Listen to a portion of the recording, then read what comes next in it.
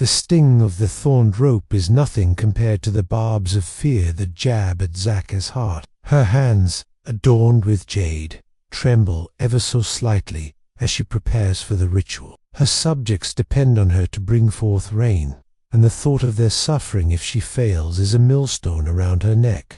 Yet she cannot falter. To do so would bring shame not just upon her, but her entire lineage. Zak takes a deep breath, centering herself before the first prick of the thorns. Each pull of the rope is a silent prayer, a plea to the universe for success. She grits her teeth, biting back screams as the blood trickles down her chin, a crimson testament to her devotion. But even as the pain peaks, Zak finds solace in the sight of her people in the town square. They, too, are participants in this grand drama of life and death. Farmers, merchants, children, all are engaged in their own acts of devotion, each hoping to move the gods to grant them favor. A young mother cradles a newborn, whispering prayers over his head. An old man stumbles out of his hut, offering an aged cornstalk to the elements. Together, they form a chorus of supplication, a symphony of hope amidst the encroaching despair. Meanwhile, in the bustling markets of Maya cities, the air buzzes with activity. Merchants hawk their wares, but even the mundane transactions are infused with a sense of foreboding. A merchant haggling over the price of beans, or a woman trading aromatic copal incense, all are acutely aware of the precariousness of their existence. For what is the point of commerce if there is no rain to water the fields or no harvest to gather? Their hopes are pinned on the leaders, the ones who will bleed for them. And those sacrifices are not always successful. Sometimes the rains fail to come even after the bloodiest of rituals. And when that happens, doubt, like a stubborn weed, begins to grow. Whispers of discontent start in the markets and soon spread to the plazas, swelling into chants that question the efficacy of their traditions. Fear tightens its grip on the populace.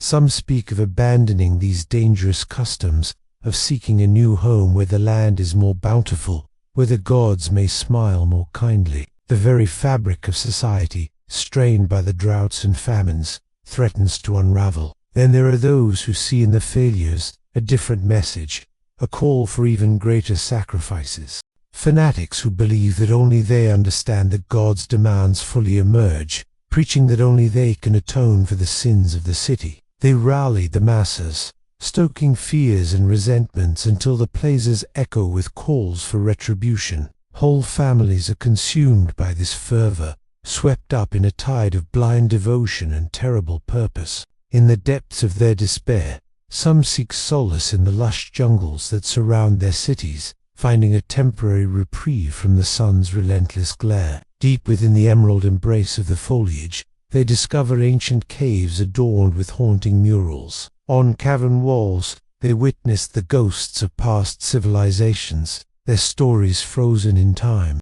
These forgotten tales whisper of ancient rituals and mythical beasts, of gods both benevolent and merciless. As they delve deeper into the earth's cool embrace, they find a momentary respite from the scorching drama playing out above. But even here, the specter of sacrifice lingers. For how long can they hide from the relentless demand for blood? How long before the gods, thirsty for appeasement, will drag them back into the unforgiving light?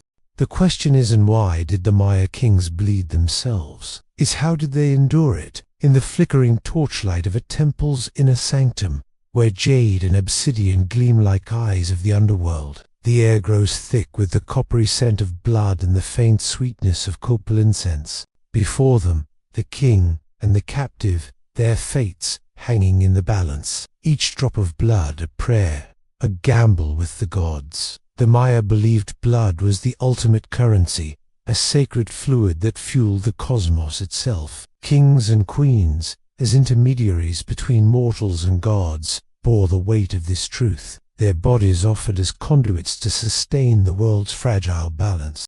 They weren't alone in this cosmic pact. The captives, too, were bound to the will of the gods, their lives forfeit to appease the divine hunger. But for the royals, it was a different kind of bondage, a lifelong vow renewed with every sunrise. Their rituals weren't random. They followed celestial rhythm solstices, equinoxes, or the cycles of Venus, each cut timed to align with the stars' cold gaze. A ruler's blood, spilled at the right moment, could shift the heavens' course, coaxing rain from a parched sky, or victory from a battlefield strewn with the fallen. Yet every pierce carried a shadow of peril.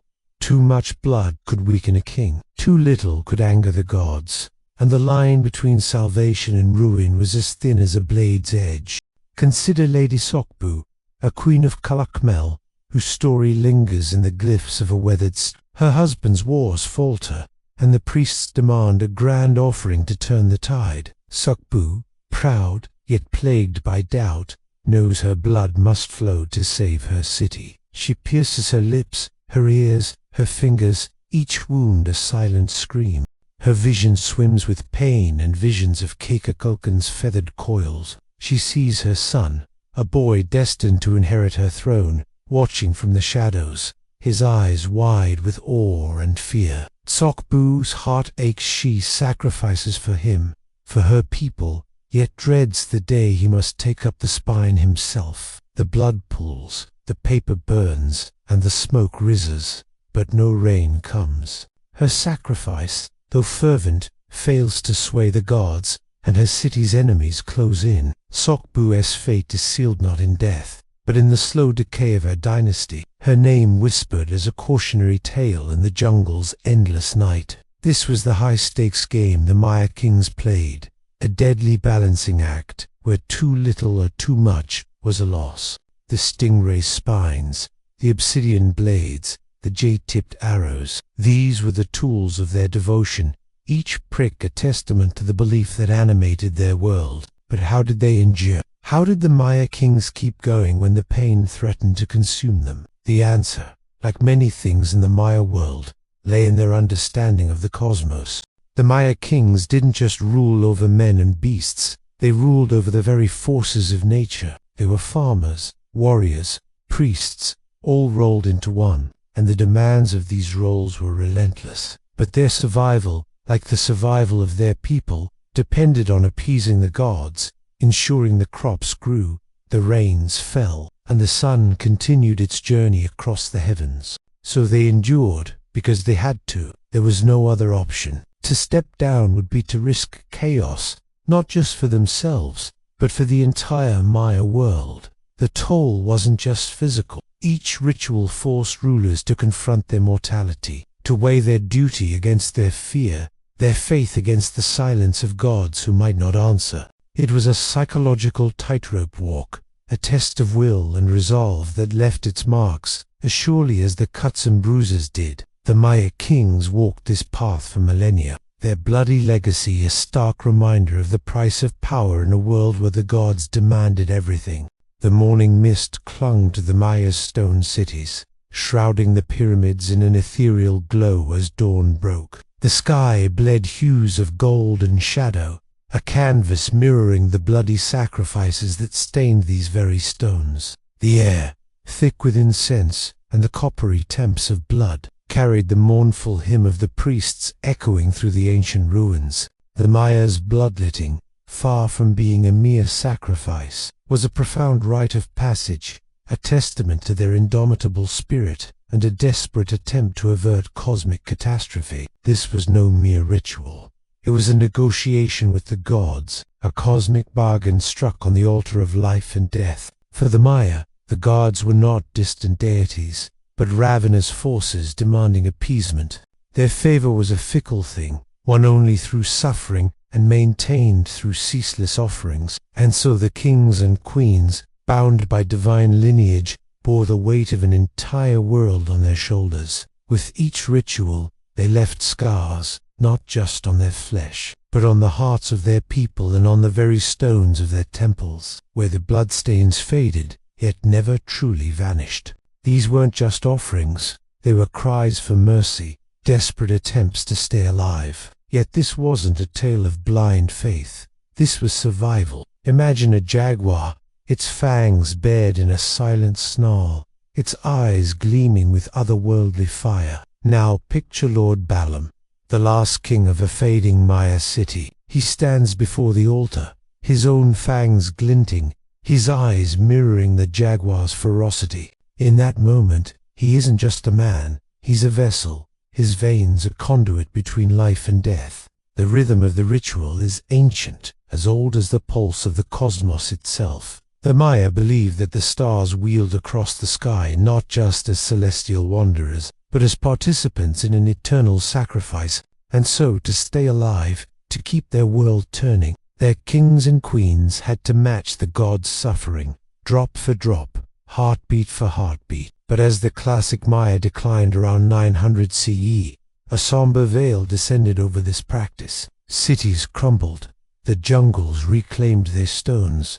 and the bloodletting altars fell silent. Some whisper of drought, others of war or rebellion, but all agree the gods grew deaf to the offerings. It was a slow fade, a tragedy not of sudden violence, but of a people and a way of life slipping into oblivion. Picture Balaam now, not as a god-king but as an old man, his body a roadmap of decades of blood. His city, once vibrant, now trembles on the brink of ruin.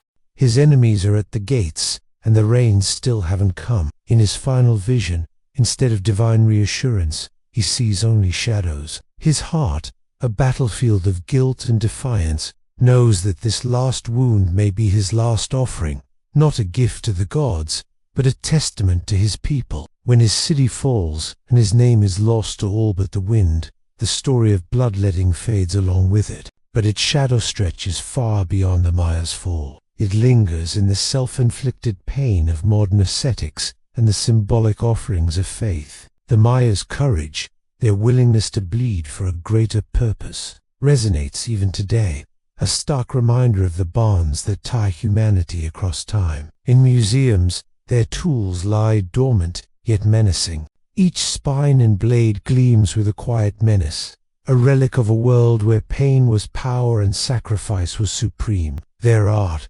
carved in stone and painted in blood, captures rulers frozen in agony and ecstasy, their faces hauntingly human, their eyes reflecting the weight of divine duty, speak volumes of a civilization wrestling with eternity. And when we stand today among the ruins of their cities, dwarfed by pyramids that pierce the sky, we can almost hear the ghosts of their rituals. The cenotes, once sacred pools for offerings, shimmer with secrets, their depths hiding the blood-soaked paper of countless rituals, the remnants of a civilization that dared to grapple with the infinite in the finite. Bloodletting's legacy is a paradox, a brutal act born of a deep love for life and a desperate bid to preserve it. It's a reminder that sometimes the very things that sustain us can also destroy us. To truly understand the Maya is to confront the paradox of a culture that sought immortality through sacrifice, that offered up their very life essence to the gods, only to vanish beneath the relentless march of time. It's a cautionary tale, yes, but also an ode to the indomitable spirit that once thrived in these very lands. A requiem for those who bled to keep the world alive only to be swallowed by the jungle's eternal embrace.